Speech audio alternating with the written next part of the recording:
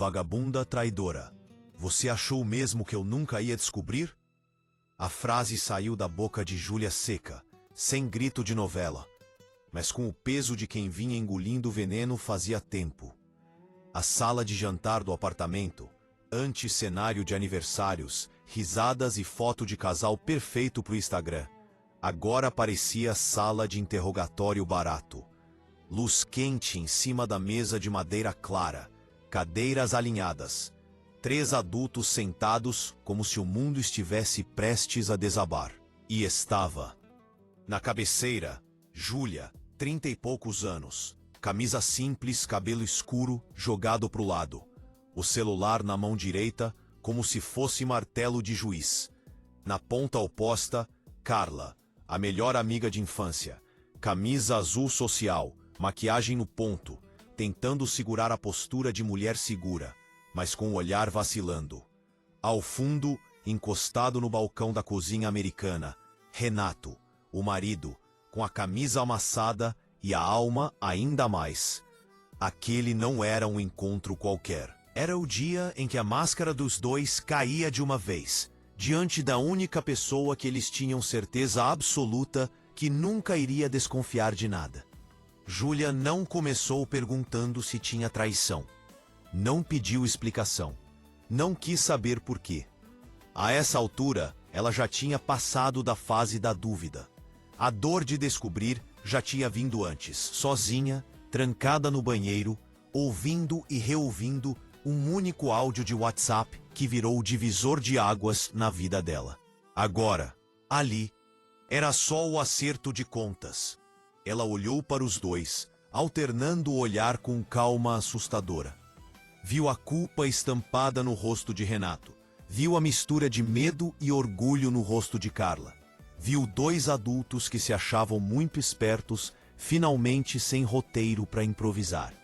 Na tela do celular, o arquivo que tinha mudado tudo piscava. 50 e poucos segundos de voz debochada, risada alta, detalhes que ninguém que se diz amigo ou marido deveria falar. Era um drama inspirado em situações reais que acontecem em muito bairro brasileiro, mas que ninguém imagina que vai viver dentro da própria casa. Antes de tocar no aparelho, o pensamento de Júlia viajou.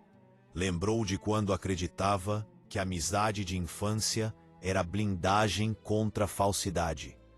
Lembrou das vezes em que defendeu Carla dentro da própria família, das discussões que teve com a sogra por causa dela, das noites em que ficou acordada esperando Renato voltar, achando que o problema era o trabalho puxado. Era estranho perceber, sentada ali, que tudo aquilo, o casamento, a amizade, o apartamento decorado com tanto carinho, agora estava manchado pelo eco de um áudio mandado para a pessoa errada. Se o seu sangue já começou a ferver com essa história, aproveita e curte o vídeo agora, porque o que vem depois é ainda mais pesado. Isso ajuda esse drama inspirado em fatos reais a chegar em mais gente que precisa abrir o olho. Você que está ouvindo essa história sabe bem. Ninguém se casa pensando em audiência de divórcio. Ninguém chama alguém de irmã imaginando que um dia vai salvar print dela para usar como prova. Mas é exatamente isso que esse caso mostra. Confiança demais na pessoa errada vira munição na mão de canalha. Júlia respirou fundo. A mão já não tremia. A fase do choro já tinha passado. Ali, o que existia era frieza. Em vez de quebrar prato, ela escolheu apertar um simples botão de play. Só que para entender como essa mesa virou palco de humilhação e justiça ao mesmo tempo, a gente precisa voltar alguns meses. Voltar para quando Júlia ainda chamava Carla de mana e achava que Renato era apenas um marido cansado, e não um traidor com diploma em falsidade. É lá atrás, nos detalhes pequenos, que o pavio dessa bomba começou a ser aceso. Antes de tudo dar errado, a vida de Júlia parecia normal demais para assustar alguém. Apartamento financiado na Zona Oeste. Sala com sofá confortável, TV grande na parede, geladeira cheia no começo do mês e mais vazia no fim.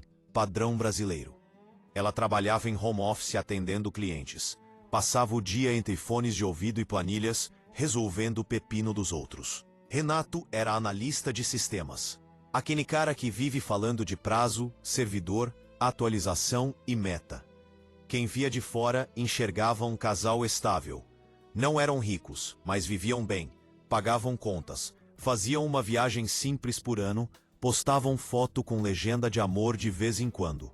Nada chamava a atenção.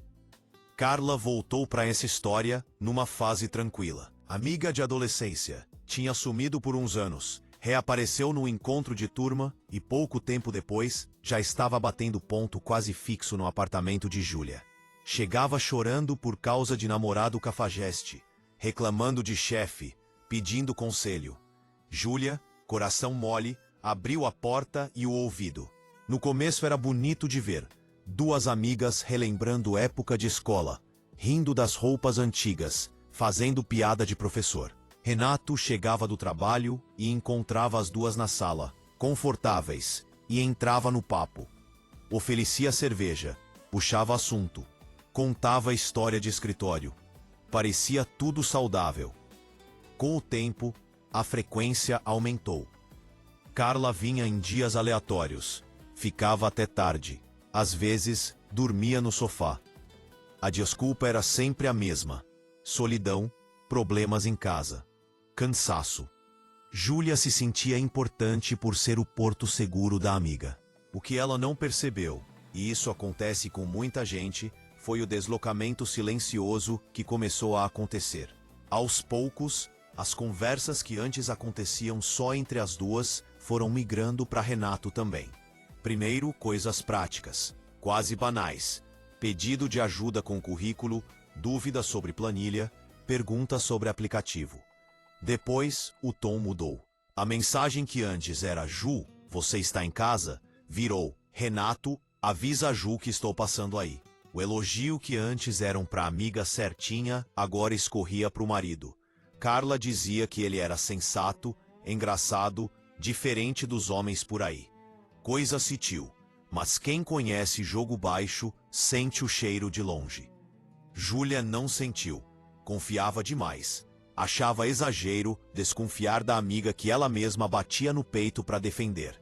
Achava ridículo colocar ciúmes onde enxergava só parceria. Foi ignorando pequenos desconfortos. O perfume forte demais nos dias de visita, a roupa de Carla ficando mais montada, os olhares rápidos entre os dois quando alguém contava uma piada de duplo sentido. Até a sogra, conhecida por ser afiada, soltou um comentário num almoço de domingo, dizendo que não achava bom amiga bonita demais grudada em casal, que esse tipo de coisa cansava casamento. Júlia riu, chamou de paranoia, falou que Carla era quase da família. Renato fingiu que nem ouviu, trocando de assunto. As discussões em casa começaram pequenas, por motivos aparentemente aleatórios. Toalha molhada, louça na pia, falta de atenção. Renato começou a ficar mais no celular, respondendo mensagem com um sorrisinho, dizendo que era grupo do trabalho. Começou a assumir mais tempo em reuniões e chopes com colegas, sempre com explicação pronta. Carla, por sua vez, se fez ainda mais presente. Trazia sobremesa, ajudava na cozinha, se oferecia para buscar coisa no mercado. Elogiava o tempero de Júlia, falava que tinha inveja daquela vida arrumadinha. Ao mesmo tempo, deixava escapar frases venenosas, dizendo que Ju merecia um homem que a valorizasse mais, que ela era boa demais, que homem nenhum merecia toda aquela dedicação. O ambiente foi ficando estranho, mas sem prova concreta. Era aquela sensação de que tem algo errado no ar, mas não dá para apontar onde. Júlia se pegava olhando para os dois, tentando descobrir qual era o incômodo, mas logo se sentia culpada por pensar besteira. Até que um pequeno erro de dedo no celular mudou o jogo. Na sua cidade também tem gente assim, falsa, que entra na casa dos outros com um sorriso no rosto? Se tiver, já deixa o like e se inscreve no canal Vozes da Alma para não perder nenhuma dessas histórias de traição, injustiça e vingança que acabam virando lição. A segunda-feira, que virou a vida de Júlia de cabeça para baixo, começou comum demais. Chuva fina lá fora, barulho na janela, café morno na caneca. Ela estava no computador, mergulhada em planilhas, quando o celular vibrou em cima da mesa. Na tela, a notificação, áudio de Carla. Na hora, Júlia nem estranhou. Pensou que fosse mais um desabafo sobre trabalho, trânsito ou algum rolo amoroso. Colocou o fone de ouvido, deu play e continuou mexendo no mouse. Em poucos segundos, o corpo inteiro endureceu. A voz de Carla chegou leve, rindo, sem imaginar para quem realmente estava falando. Descrevia a noite que tinha tido com um homem casado, cheia de detalhe que não cabia em conversa decente. Falava de motel na Marginal, de aliança guardada no bolso, de desculpas prontas para a esposa que acreditava em tudo. Até ali, dava para fingir que era outra história. Mas bastou ouvir o nome de Renato, pronunciado com intimidade, para qualquer esperança morrer. Não tinha como confundir. Era o marido dela. Era a amiga falando dele. Rindo, chamando Júlia de boazinha demais, parada, tão ingênua que jamais iria desconfiar de nada. Júlia pausou o áudio na metade, sentindo o chão sumir. A mão procurou a mesa. As pernas amoleceram. Por alguns segundos, pensou que tinha enlouquecido, que era mal entendido, piada de péssimo gosto. Mas a mente foi puxando lembranças recentes. As saídas, os olhares, as mensagens, a roupa arrumada demais, o comentário da sogra. Tudo se encaixou. Ela respirou fundo e deu play de novo, agora até o final. Ouviu Carla dizer, em tom de deboche, que se um dia a esposa descobrisse, seria escândalo. Mas problema era dele, porque ela não tinha prometido nada no altar. Ouviu a risada final, despreocupada, como quem não teme consequência nenhuma. Quando o áudio terminou, não sobrou silêncio. Sobrou barulho interno. Coração disparado, cabeça latejando, um turbilhão de sentimentos brigando dentro dela. A imagem que tinha do próprio casamento e da própria amizade foi rasgada em menos de um minuto. Primeiro veio o choro. Trancada no banheiro, com o chuveiro ligado, só para abafar o som, Júlia desabou. Chorou pela confiança destruída, pela vergonha de ter defendido os dois para todo mundo, por cada vez que chamou Carla de irmã, sem imaginar que, pelas costas, era chamada de trouxa. Chorou por ter ignorado os sinais que agora pareciam gritar na memória. Depois do choro, nasceu outra coisa, uma raiva diferente, fria. Em vez de pegar o celular e ligar gritando com um ou com outro, ela teve um pensamento claro. Se explodisse na hora, eles ainda iam tentar inverter, chamar de histérica, ciumenta, exagerada. Ela não ia dar essa chance. Enxugou o rosto, voltou para a mesa, abriu o WhatsApp com calma. Baixou o áudio, salvou fora do aplicativo, mandou para si mesma por e-mail, colocou numa pasta escondida, com o nome Prova 01. Não era só desabafo guardado, era o começo de um processo. Nos dias seguintes, Júlia virou outra por dentro. Por fora, manteve a rotina, fazia comida, conversava, ria sem mostrar os dentes. Por dentro, passou a observar cada detalhe.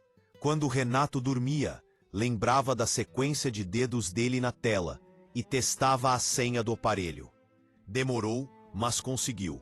Lá dentro, mais áudios, mais piadas, mais mensagens. Bastou ler o suficiente para entender. Não era deslize, era caso. Não era uma vez, eram várias. Não era erro, era escolha. Cada print que ela salvava era um tijolo a mais no muro da decisão que viria. Em paralelo, procurou uma advogada. Sentou na frente da profissional, colocou o fone na orelha dela, mostrou áudio, mensagem, extrato de cartão de crédito com nome de restaurante e motel. A advogada ouviu tudo com calma, acostumada com esse tipo de história que, infelizmente, chega toda semana no escritório. A orientação foi clara: proteger-se, abrir conta só no nome dela, separar parte do dinheiro, organizar documentos, registrar tudo. Se quisesse seguir com o casamento, era uma escolha. Se quisesse sair dele, outra. O importante era não se deixar atropelar. Júlia saiu dali com a cabeça em frangalhos, mas com um plano. Não seria a esposa que grita na rua e acaba sendo filmada como maluca, enquanto o traidor posa de coitado. Seria a mulher que, com calma, coloca na mesa provas que ninguém pode negar. Se fosse com você, o que faria nessa hora? Explodiria de vez ou faria igual a Júlia, engolindo a dor para juntar prova em silêncio?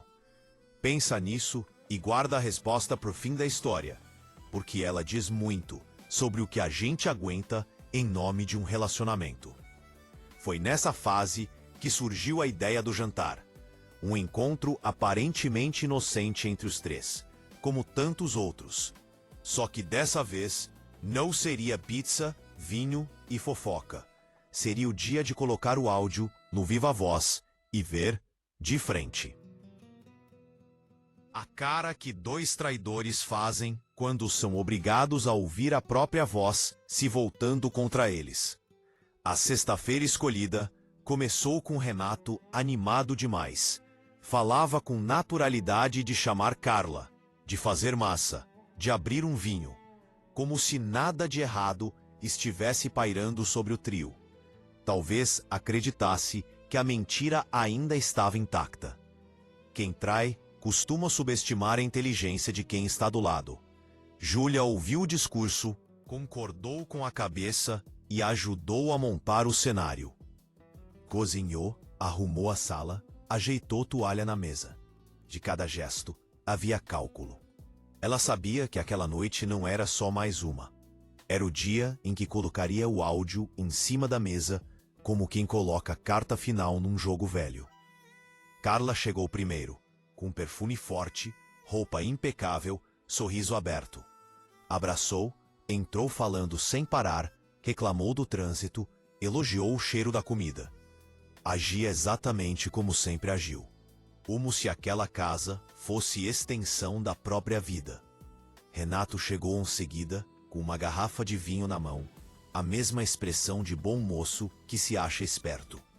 Beijou a testa de Júlia, brincou com Carla, falou de coisas do trabalho. Durante o jantar, o clima oscilou entre leve e estranho. Júlia deixava os dois falarem, como quem dá corda. Observava o jeito que se olhavam, os cuidados exagerados para manter distância física na frente dela. As frases cortadas no meio. Em vários momentos parecia que estavam ensaiando o próprio comportamento, morrendo de medo de errar. Ela, por outro lado, estava mais calma do que imaginou que estaria. A dor do impacto inicial já tinha virado casca. O que restava era uma sensação de clareza. Nada do que eles dissessem a partir dali apagaria aquilo que ela tinha escutado sozinha na segunda-feira chuvosa. Quando o prato principal acabou e a sobremesa foi servida, Júlia percebeu que era o momento. Recolheu os pratos devagar, deixou apenas as taças e o celular em cima da mesa. A luminária pendente jogava uma luz forte no centro, quase como holofote. Sem levantar a voz, avisou que queria falar de algo sério, desse tipo de assunto que muda uma vida inteira. Bastou isso para Renato ajeitar o corpo na cadeira e Carla segurar o talher com mais força. Não rolou. Contou que tinha recebido um áudio que não era para ela. Disse que ouviu a própria amiga contando, empolgada, detalhes de uma noite com um homem casado, dizendo o nome dele, descrevendo o lugar, horário, até a forma como ele guardava a aliança no bolso. explicou que no meio da conversa ouviu o próprio sobrenome virar piada. Não precisou perguntar se estavam tendo um caso. A forma como os dois empalideceram respondeu qualquer questão. Júlia pegou o celular, abriu a pasta, colocou no viva voz. O barulho de WhatsApp encheu a sala, seguido pela voz de Carla. A cada frase debochada, a sala parecia encolher. Ali não era mais lembrança, era repetição ao vivo do crime moral. Renato, estático, encarava a mesa como se quisesse entrar dentro da madeira. Carla olhava pro nada, sem saber se chorava, se negava, se fingia surpresa. O áudio terminou com a risada que Júlia jamais esqueceria. Em vez de explodir, ela falou baixo. Explicou que aquele era só um de vários arquivos. Contou que tinha prints, fatura de cartão, conversa, detalhes suficientes para mostrar que não se tratava de deslize escondido, mas de sequência de escolhas conscientes, bancadas com dinheiro do casal e mantidas sob o teto que ela mesma limpava. Renato tentou misturar pedido de desculpa com justificativa esfarrapada. Carla arriscou dizer que era brincadeira, exagero, conversa de momento. Júlia não discutiu cada frase. Não ia entrar no jogo de girar em torno de versão. Limitou-se a dizer que o casamento terminava ali, que a amizade tinha acabado desde o primeiro beijo escondido, e que dali em diante as conversas seriam mediadas por advogada e documento. Não precisava saber se iam ficar juntos, se iriam continuar se encontrando em motel, se iam fingir que nada aconteceu. Para ela, tanto fazia. A cena não teve prato voando, nem vidro quebrando. Teve algo muito mais incômodo para quem gosta de fugir de consequência. Lucidez. Tanta que Renato ficou sem argumento e Carla sem personagem. No fim da noite, quem saiu daquela mesa menor foram os dois. Júlia saiu do mesmo tamanho, ou maior, porque mesmo arrasada, manteve a própria dignidade. Ponto P. Na manhã seguinte, o apartamento parecia eco vazio. Renato andava de um canto para o outro, tentando retomar controle que já não tinha. Ora se fazia de arrependido, ora se irritava com a firmeza de Júlia. Dizia que todos erram, que merecia segunda chance, que a história deles era grande demais para acabar assim. Ela ouvia com calma, como quem escuta barulho de trânsito.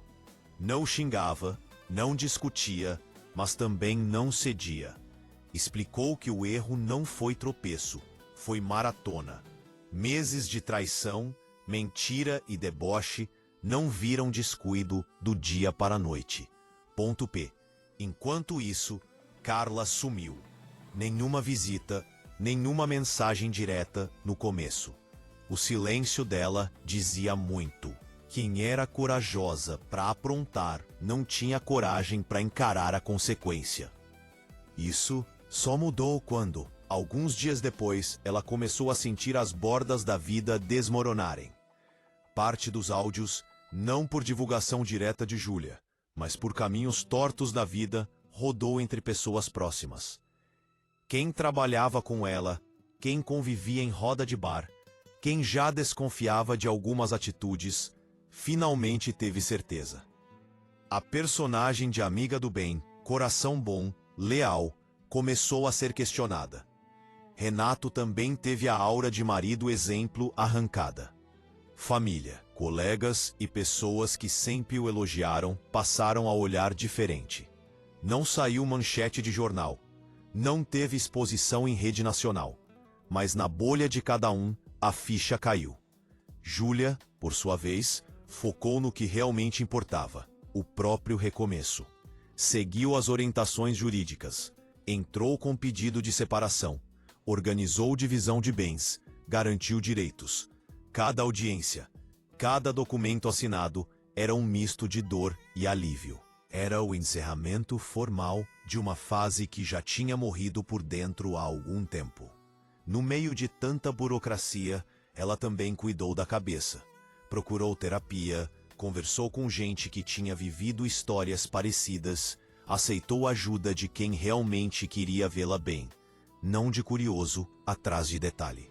Parou de se perguntar onde errou e começou a entender que muitas vezes o erro está em confiar demais em quem não conhece limites, não em ser honesta. Carla finalmente mandou uma mensagem longa, tentando se colocar como alguém que também foi enganada, dizendo que se arrepende, que sente falta da amizade, que queria pelo menos conversar pessoalmente. Júlia leu e pela primeira vez em muito tempo não sentiu o coração disparar. Sentiu só cansaço. Escolheu não responder, não por orgulho vazio, mas por autopreservação. Às vezes, encerrar assunto é mais saudável do que abrir brecha para novo ciclo de manipulação. O divórcio saiu com a assinatura no papel e fim formal da relação. Não teve festa de comemoração, mas teve um gesto simbólico. Júlia tirou a aliança, guardou num envelope junto com cópia dos documentos e deixou num canto da gaveta, como lembrança física de uma vida que ficou para trás. Com o tempo, o choro de madrugada foi diminuindo. As lembranças ainda machucavam, mas já não paralisavam. Ela foi reconstruindo rotina. Mudou alguns móveis de lugar, trocou roupa de cama, refez percursos diários. Pequenas alterações que, somadas, davam sensação de casa renovada. Em vez de se vingar com escândalo, decidiu se vingar vivendo melhor. Voltou a estudar algo que gostava, retomou hobbies deixados de lado, fortaleceu laços com pessoas que sempre estiveram ali. Descobriu com surpresa que a solidão às vezes dói menos do que convivência com gente errada. Renato seguiu o caminho dele, agora lidando com reputação amassada. Alguns amigos se afastaram. Outros fingiram que nada tinha acontecido. Carla continuou pulando de relacionamento em relacionamento, tentando reconstruir imagem em novos círculos. Sempre haverá lugares onde a história não tenha chegado ainda.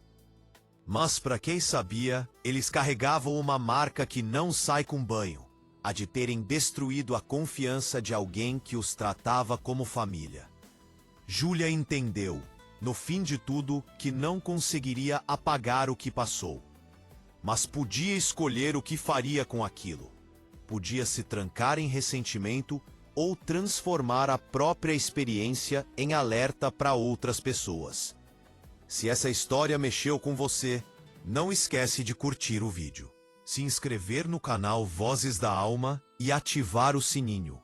Aqui você sempre vai ouvir dramas brasileiros longos, inspirados em situações reais de traição, injustiça e redenção. E pensa aí, você acha que Júlia fez certo em ir até o fim ou teria perdoado? No fim das contas, a grande virada da vida dela não foi descobrir o áudio. Foi decidir acreditar de novo em si mesma, depois de tanta mentira em volta. E essa é a parte que ninguém pode tirar: o direito de levantar da mesa, levar consigo a própria dignidade e deixar o lixo no lugar onde sempre deveria ter ficado.